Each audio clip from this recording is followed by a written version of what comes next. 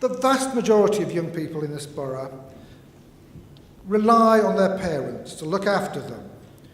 But there are some young people for whom the experience of parental love and care is simply not there. Social workers face challenges on a daily basis that most of us would shy away from. They try to see the world from that young person's perspective, understand what that young person wants their lives to be like, not what it is today. They are forever on the horns of a dilemma. Should they intervene in the interests of that child, or can they believe the parents' assurances that things will get better? We have a duty to promote the upbringing of children in their families, but that can't be at the expense of the safety and welfare of those children. Social workers are criticised if they do not remove children from inadequate families, and social workers are criticised when they do. They do the work they do because they want to make a difference to children, by finding new adoptive parents for them if they can't live with their own, by restoring children to parents who have had to be separated because of illness or prison or whatever. They provide help so that disabled children can remain at home with their parents. They help children and their families get back together. They are special people. They work long hours in difficult circumstances. They make tough judgments. They are reliant on the rest of us to support them. And sometimes they make mistakes. Sometimes we all make mistakes. But sometimes, if a social worker's made a mistake, there are very serious consequences.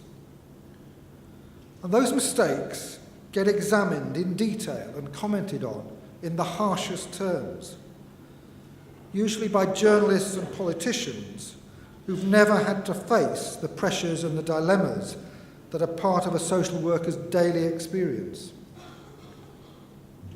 Yet, how often do we read of the extraordinary things that have been achieved by those same social workers? When do we hear about the children who are glad they were removed from families who abused them? The children who now have a chance of a new life as a result of the interventions of those social workers? The children whose relations with their parents have been helped back to normal?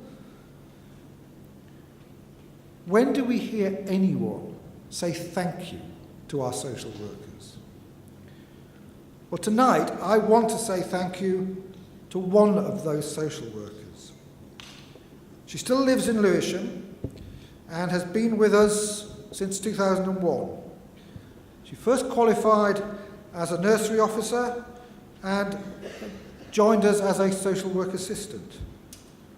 But the quality of her engagement with families led her managers to encourage her to qualify as a social worker, which she did the hard way through the Open University, studying in the evenings, weekend attendance at seminars, whilst continuing to do her job during the day. At the same time, she was bringing up 2 kids. Her managers tell me they have been enormously impressed by her capacity to engage with the most hostile and difficult families. She's warm, immensely empathetic, very clear about what she's doing. Lots of the families that she works with have a long history of suspicion of all the public agencies, but she manages to get through to them. The fact that social workers have to do those difficult things can often make it even harder, but through her perseverance and commitment to listening to parents and their children and feeding back the messages that they don't often hear from each other, she has many times managed to get people back together. She explains the responsibilities of her role, the issues the families need to confront, and her desire to help the family address those so that the children's welfare can be promoted. And as a result, she achieves real change in those lives. The feedback from the judiciary, the solicitors in court, is that even in that situation, she presents her evidence calmly, accurately, succinctly and convincingly, yet still manages to retain the relationship with all the families, even after those court proceedings. These awards are about recognising commitment and excellence, and the winner of this year's Mayor's Award personifies both of those things. Will you please welcome the winner of this year's Mayor's Award, Monica Alexander.